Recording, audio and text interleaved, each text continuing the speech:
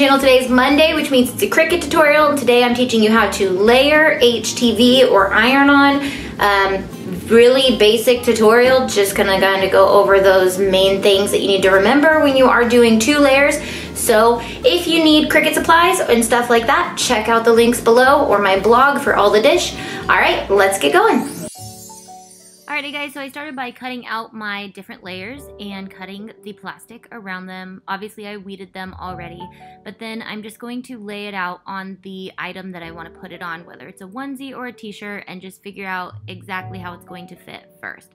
Then I'm going to make sure that if there's any plastic overlapping, that none of the plastic is going underneath the actual design. You can do 2 layers at a time as long as there is absolutely no plastic going underneath the actual part that is going to be ironed onto the fabric. So then I'm going to just use my easy press. I've used this at 340 degrees, which is going to change depending on what you're using. So make sure you have the quick guide printed out next to you. So once that's done, I'm just going to let that cool completely, and then I'm going to take the plastic off the first layer that is on top and then the second layer. You don't want to pull them off.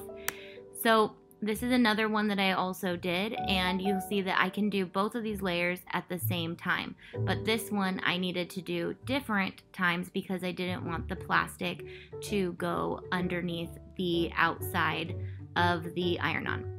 So I'm just going to pull these off and put my next layer on, and now you'll notice that the other part is exposed, so we want to protect that. You can either put your plastic back on or you can use a protective sheet for your iron-on, which I'm going to do both.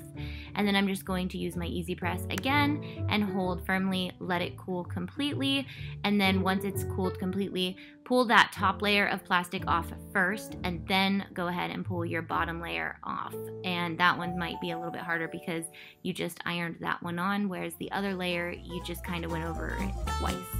So once it's done, it's all good, and you can do as many layers as you want, but those are my key tips for that.